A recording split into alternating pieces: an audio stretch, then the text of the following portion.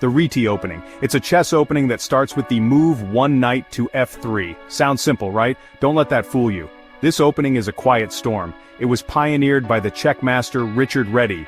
He was a strategic genius. Réti believed in hypermodern principles. He wanted to control the center from a distance. This is a key idea in the Réti. The Réti is all about flexibility. It avoids early confrontations. Instead, it focuses on gradual development. This allows players to adapt to their opponent's moves. The Réti is like a chameleon. It can blend into many different positions. This makes it a great choice for players of all levels. Beginners can learn its core ideas.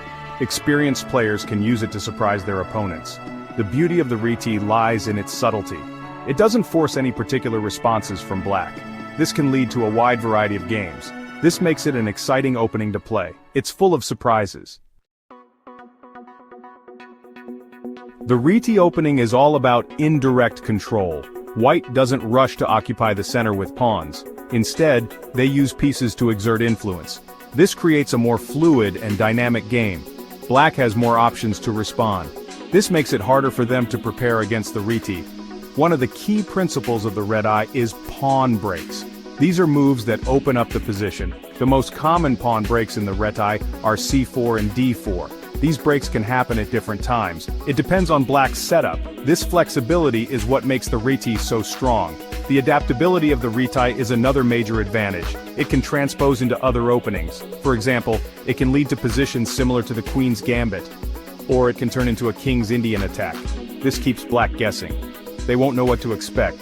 This gives white a psychological edge. The Réti opening has many variations. This adds to its complexity and depth. Let's explore some of the most common variations. Firstly, the classical setup.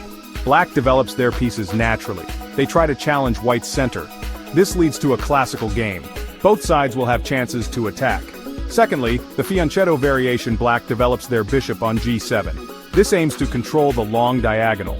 White can counter by developing their own bishop on b2. This leads to a complex strategic battle.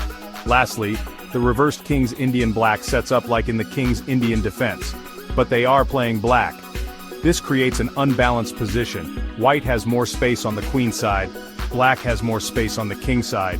These are just a few examples. There are many other ways to play the Réti. The best variation depends on your style and your opponent's moves. Why should you add the Réti opening to your repertoire? There are many reasons. Firstly, it's incredibly flexible. You can adapt your strategy to any situation. Secondly, it offers great strategic depth. You can outmaneuver your opponent with clever piece play. But that's not all. The Réti also has a surprise factor. Many players are unfamiliar with its intricacies. This can give you a psychological advantage. You can catch your opponent off guard. The Réti opening is a powerful weapon. It is suitable for players of all levels. Whether you're a beginner or a seasoned veteran, the Réti has something to offer.